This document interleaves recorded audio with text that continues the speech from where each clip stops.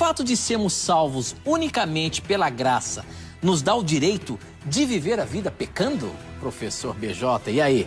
Que história é essa? Olha, eu vou ler um texto aqui, Efésios capítulo 2, verso 8 e verso 9, diz assim: porque pela graça sois salvos mediante a fé, e isso não vem de vós, é um dom de Deus, não vem de obras para que ninguém se glorie. Então, realmente, essa parte das obras não serem pré-requisitos para a nossa salvação, isso é importante a gente lembrar, até com base numa resposta que a gente já deu aqui sobre o que é pecado, né? Pecado não é só uma ação, pecado é um estado. E às vezes a gente define pecado apenas como atitudes e a gente esquece da gravidade do pecado e da nossa necessidade de uma força além da nossa para nos tirar do pecado. Então, o que nos salva é a graça, não as obras para que a gente não se glorie. Mas é claro, infelizmente, como a gente falou aqui do problema que muitos não vivem em equilíbrio, alguns pegam isso como desculpa para continuar pecando. Eu até assisto bastante aqui o Namira e ouço a expressão aqui do professor Leandro de que a gente é pecador, mas não é pecadeiro, não deve ser pecadeiro, né? E muitas vezes as pessoas pegam isso como desculpa e falam, não, já fui salvo, posso continuar pecando, quando na verdade, quando eu sou salvo, eu entendo o sacrifício que Jesus fez por mim e como resposta natural desse sacrifício, eu quero me tornar como aquele que me deu essa salvação. E aí, pouco a pouco, a gente vai se tornando como ele e representando ele para outras pessoas.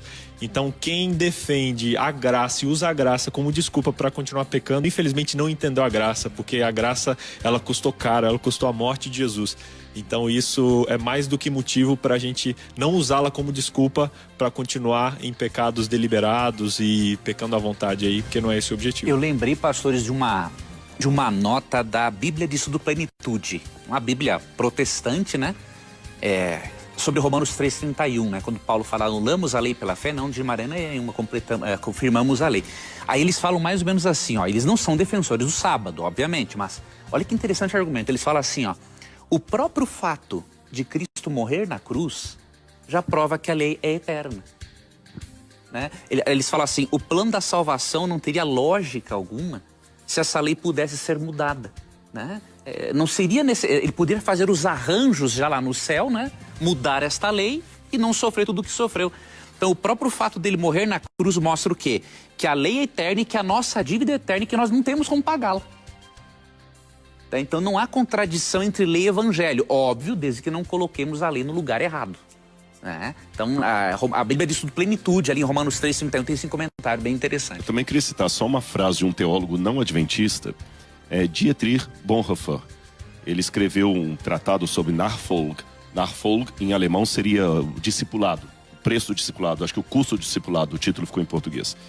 E Dietrich Bonhoeffer, ele foi mártir dos nazistas, porque recusou abandonar sua paróquia, essa coisa toda. Morreu 2 dias antes, 2 ou 1 dia antes da guerra acabar. Exatamente, estava recém-casado, e ele, nesse livro, Nachfolge, ele fala, cuidado com o mito da graça barata. A graça é de graça, mas não é barata.